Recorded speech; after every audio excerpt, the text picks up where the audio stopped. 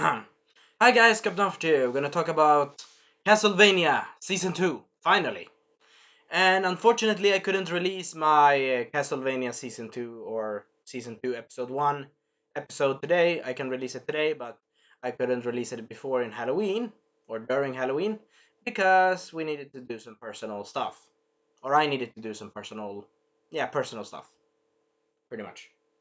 Anyway, we begin with the episode, beginning with Dracula and everyone else assembling for a council of war against the humans, the dirty, filthy humans. And Dracula is like in last season, he was very depressed, but he's reflective. You know, he's like a little drop of water, very reflective and very deep, so to speak, and also tragic, unfortunately.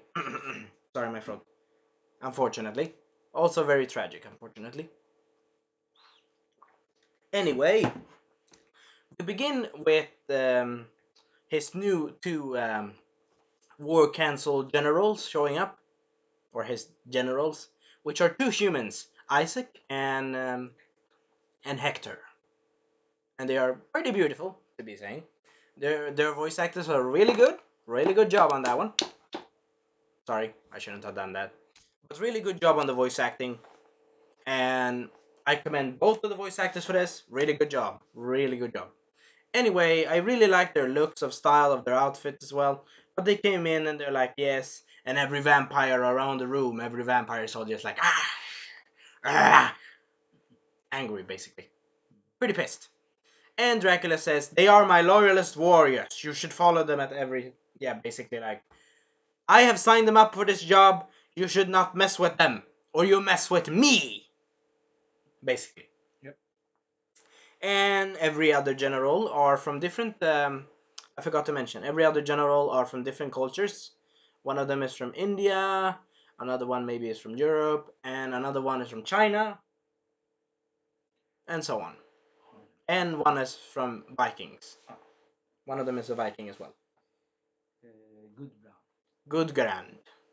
Gudgrand the Viking that basically has a motto to basically transform a human into a freaking battleship by basically killing a lot of humans and transforming them into a ship of corpses. Yikes. Anyway, so they're discussing what they're gonna do, and Dracula's kind of tired, doesn't want to talk much, but he talks. But he is tired of their troubling, and all of the other vampires are like, no, we should attack. And of course, Hector is like, it's foolish to fucking attack a city that basically had its innocent people, children, and the vampire's like, no, we want to eat blood, we want to eat. And he's like, you're basically doing a blood slaughter of children, huh? And in that moment, I actually think about it in the episode, and in that moment, I actually saw a bit of compassion in Hector.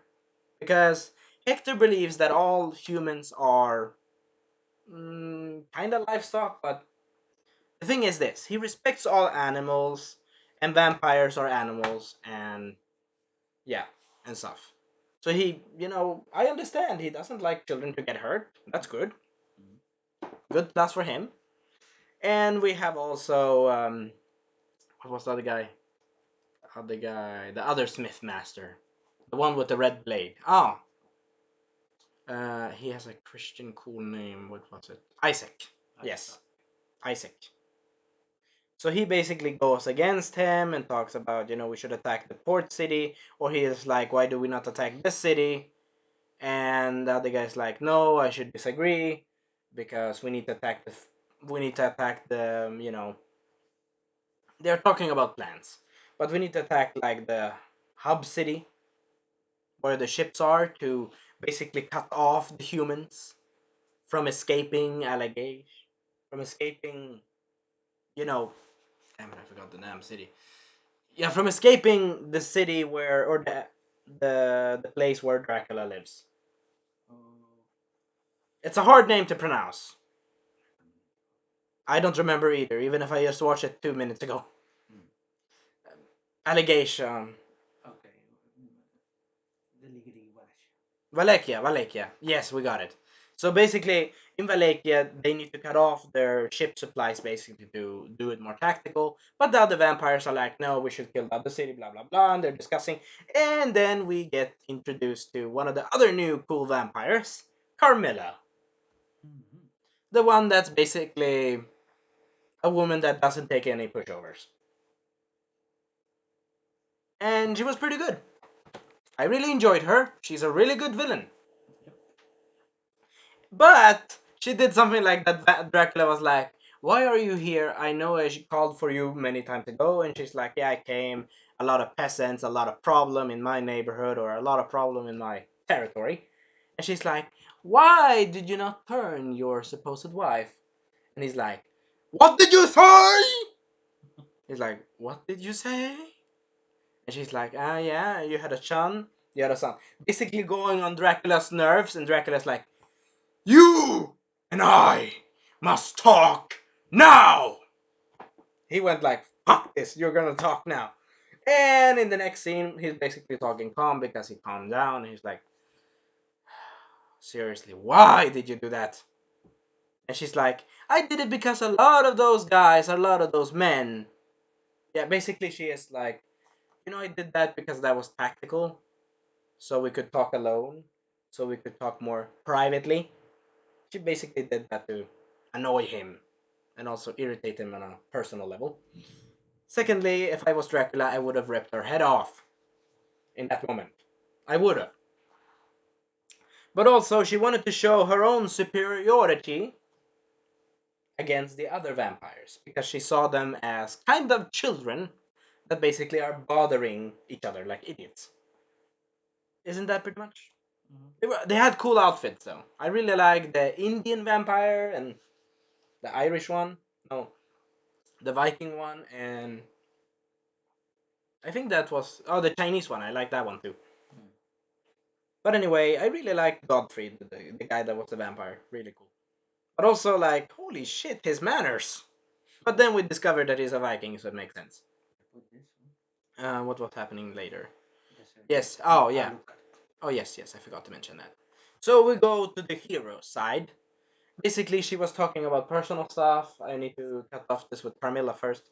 She was basically talking about everything, and it's like we need to help each other. And she even did a joke on what if you were, if the vampire Viking guy was the only one. She would be like, half of the population of nice vampire guys and half of the population of women need to die and animals before I even consider getting on with that guy, which is basically never. So they're basically discussing of what he wanted with help and such. And then we move on to Alucard and Trevor Belmont Mm. and Sypha. So we see the town of Greshif saved, and we hear a beautiful music singing along. A beautiful, actually own composed, I think it is. Or is it from the video games? Tell me in the comment section below if it's on the video games. Oh, It's a beautiful music score. It gives you hope, but it still gives you fear. una persona del Um, pueblo intentaban. they are trying to rebuild from the attack of the first season, and they are cutting up the pieces of the evil demon bats and sending them perfectly down the sewer drain, pretty much. And some of them mourn, and we see them mourn, we see them happy, we see them hateful, and they even hate crows. So they're like, nah, move away, crow. Bye bye.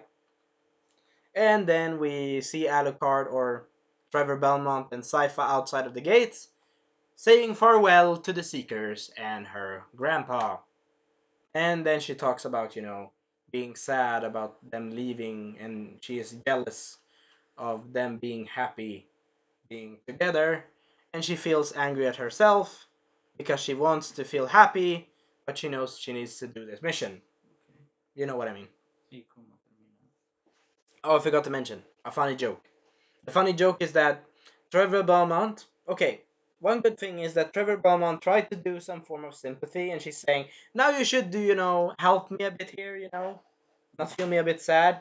And he's like, I've been alone for a long time of my life, but I tried to comfort you." And then he says, "Oh, of course, if every one of your friends dies and yeah, whatever." He's basically like, I tried to be sympathetic. God damn it! And then he's like, I'm going in, and he's like, yeah, she's like, many people have called me worse things than that, and she's like, oh, I'm not even started. And then we see the final shot of the episode with Trevor, or with Alucard, the beautiful man with beautiful outfit, with beautiful hair, that almost all women will be nuts for, I suppose. I'm not sure, but he is a good looking dude with a good looking sword. And he is thinking about his mission and about his father, eliminating his father, and talking, reflecting on so far of his life, about his mother, and about the people in this town, that they respect him but hate his father. And his mother was like, I like you both and care about you both. And he actually did a beautiful drawing with a little stick and a little mud. Ah, and it made me sad see him cry. So, my overall thoughts of this episode: 10 out of 10, no questions asked. Except a bit of a problem is, you know, I really want a new season. Please give me a season 3 as soon as possible. Maybe, but I will wait. I will wait, of course. But I will say character performance 10 out of 10. Story 10 out of 10. Music 10 out of 10, in my opinion. Action? Do you need to ask? Character development for Isaac and which one was the guy? Isaac and Hector. Yeah, Hector, the guy that loves a little doggy zombie dog.